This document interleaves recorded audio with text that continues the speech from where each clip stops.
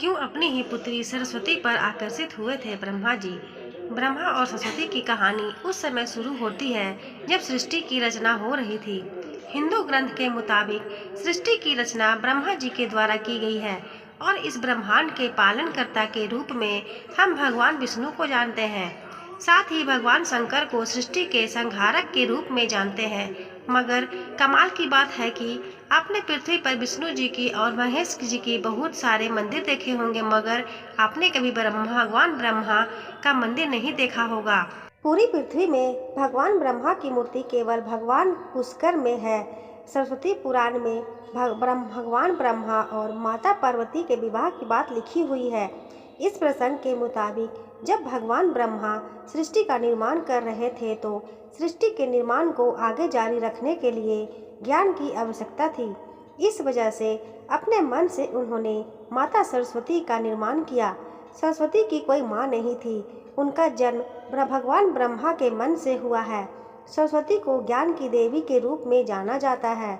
भगवान ब्रह्मा ने सरस्वती के साथ सृष्टि का निर्माण किया और सृष्टि के अलग अलग जीव जंतु, पहाड़, जंगल, नदी आदि का निर्माण किया। इस निर्माण प्रक्रिया के दौरान भगवान ब्रह्मा देवी सरस्वती के रूप से आकर्षित हो गए। माता सरस्वती ज्ञान की देवी होने के साथ साथ रूप में भी बहुत आकर्षक थी, मगर सरस्वती का जन्म ब्रह्मा से हुआ था। इस वजह से जब भगवान ब्रह्मा सरस्वती की तरफ मोहित हो गए तब देवलोक में उनकी बहुत निंदा हुई। हालांकि इन सब के बावजूद ब्रह्मा जी ने सरस्वती से विवाह किया और लगभग 100 साल तक पृथ्वी पर जंगल में निवास किया।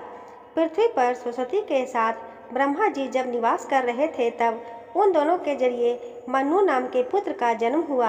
आगे चलकर मनु की संतानें ही मनुष्य जाति के पनपने का कारण बनी। भगवान ब्रह्मा के इस व्यवहार के कारण देवलोक में यह निश्चय किया गया कि भगवान ब्रह्मा की पूजा नहीं की जाएगी। सरस्वती जी ने ब्रह्मा को श्राप क्यों दिया था? सरस्वती पुराण में बताया गया है कि भगवान ब्रह्मा ने सरस्वती को अपने मन से उत्पन्न किया था और माता सरस्वती की खूबसूरती पर मोहित हो गए थे। जब माता सरस्वती इस बात को समझ गई तब भगवान ब्रह्मा की नज़र से बचने के लिए वो रूप बदल कर धरती पर आ गईं, मगर ब्रह्मा जी ने हार नहीं मानी और माता सरस्वती को खोज निकाला। भगवान ब्रह्मा माता सरस्वती के साथ शारीरिक संबंध बनाना चाहते थे और सरस्वती इसके लिए तैयार नहीं थीं। सरस्वती ने ब्रह्मा को श्राप दिया था कि धरती पर निर्माण करने के बावजूद धरती पर आपकी कभी पूजा नहीं होगी। भगवान ब्रह्मा और सरस्वती जी का क्या संबंध था? ब्रह्मा और सरस्वती दोनों ही हिंदू धर्म में बहुत ही महत्वपूर्ण देवी देवता के पात्र हैं। इससे जुड़ी किसी भी जानकारी पर भरोसा करने से पहले आपको वेद पुराण पढ़ना चाहिए।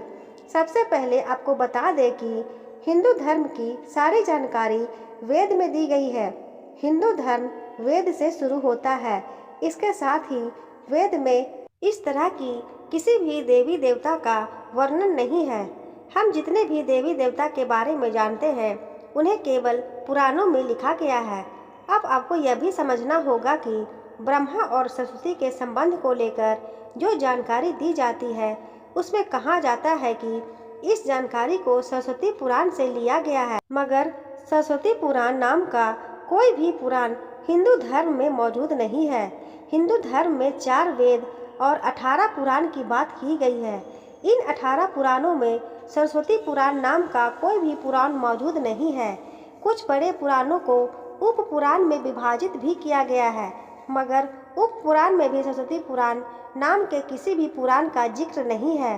कुछ जगहों पर मत्स्य पुराण की बात की जाती है, मगर इस पुराण में भी आपको सरस्वती और ब्रह्मा के विवाह जैसी कोई जानकारी नहीं मिलेगी।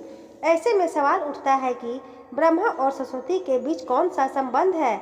इसके लिए आपको समझना होगा कि ब्रह्मा ने सृष्टि का निर्माण किया, अर्थात जब भगवान ब्रह्मा इस सृष्टि का निर्माण करने बैठे तब विष्णु और महेश के अलावा कुछ भी इस दुनिया में मौजूद नहीं था। ऐसे में अगर उन्हें सृष्टि को आगे चलाने के लिए किसी भी पुरुष और स्त्री की आवश्यकता होगी तो उन्हें अपने मन से ही उनकी रचना करनी होगी। इसी वजह से भगवान ब्रह्मा ने माता सरस्वती, नारद, मनु, जामवंत, सनक सनंदन, सनातन, सनत कुमार, भृगु एवं अत्रि का जन्म अपने मन से किया और पृथ्वी को आगे संचालित करने के लिए धरती पर भेजा। इस पृथ्वी पर ज्ञान के संतुलन को बनाए रखने के लिए उन्होंने माता सरस्वती को अपने साथ रखा और साथ रहने वाली स्त्री को पत्नी का दर्जा दे दिया गया। सरस्वती ब्रह्मा जी की पत्नी है या बेटी। अगर ब्रह्मांड में मौजूद हर चीज की रचना भगवान ब्रह्मा ने की है तो बेटी हो या पत्नी, दोनों की ही रचना भगवान ब्रह्मा के ही द्वारा संभव थी। भगवान ब्रह्मा को अगर किसी के साथ विवाह करना था तो इसके लिए भी उन्हें किसी का निर्माण अपने मन से करना पड़ता और उनके मन से उत्पन्न होने के कारण उनका रिश्ता बेटी की तरह भी लगाया जाता है।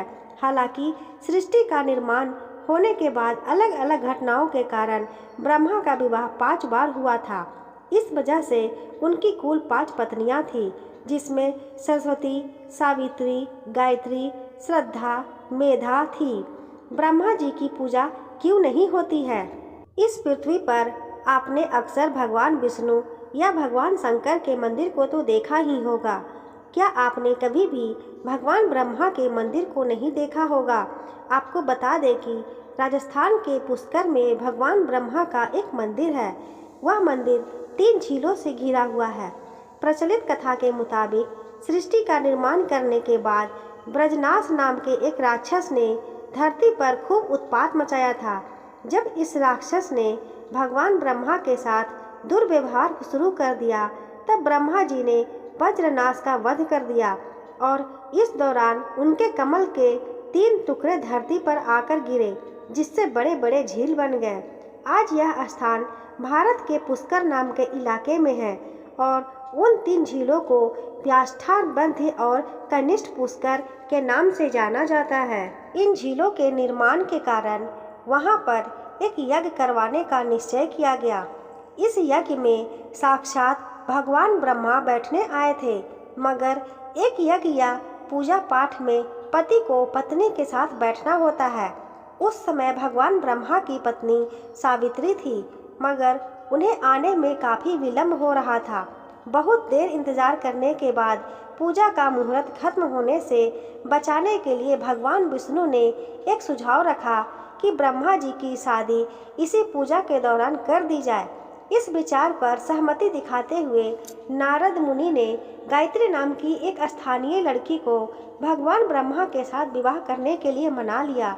जब इन दोनों का विवाह हुआ और यज्ञ में भगवान ब्रह्मा गायत्री के साथ बैठकर पूजा को संपन्न किए, तभी वहां पर माता सावित्री आ गई और वह पूरी गतिविधि पर खूब क्रोधित हुई। उन्होंने इस क्रोध में आकर भगवान ब्रह्मा को श्राप दिया कि धरती पर उनकी पूजा कभी नहीं की जाएगी। इसके बाद उन्होंने नारद को शादी के लिए लड़की खोज कर लाने के कारण श्राप दिया कि नारद आजीवन कुंवारे रहेंगे।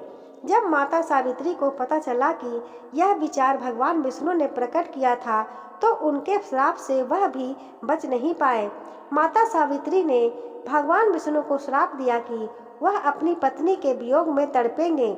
इसी श्राप के कारण राम अवतार में भगवान विष्णु को माता सीता से बिछड़ने की दुख भोगना पड़ा था। इसके बाद जब माता सावित्री का क्रोध कुछ कम हुआ तब उन्होंने भगवान ब्रह्मा पर दया दिखाते हुए कहा कि उनकी पूजा धरती पर केवल एक जगह इस पुष्कर में ही हो सकती है। इसके बाद भगवान ब्रह्मा ने इस व्यवहार से आहत होकर वह पुष्कर के समीप रत्नागिरी नाम के पहाड़ पर चले गए और हमेशा के लिए तपस्या में लीन हो गए। आज भी रत्नागिरी पहाड़ पर माता सावित्री का मंदिर है और उसके ठीक नीचे 3 झील के बीच बसा पुष्कर का ब्रह्मा मंदिर मौजूद है।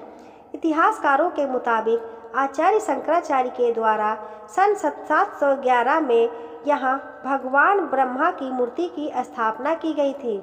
उससे पहले यहाँ बिना मूर्ति की पूजा होती थी। तो दोस्तों, कैसी लगी आपको ये कहानी? हमें कमेंट सेक्शन में कमेंट करके ज़रूर बताइएगा। कहानी अच्छी लगी हो तो वीडियो को लाइक करें, अपने दोस्तों के साथ शेयर करें। चैनल पर नए हैं तो चैनल को सब्सक्राइब जरूर करें, बेल आइकन को प्रेस करें ताकि जब भी मैं कोई नई वीडियो अपलोड करूं नोटिफिकेशन आपको सबसे पहले मिल सके। मिलती हूं ऐसी ही एक और नई कहानी के साथ। धन्यवाद।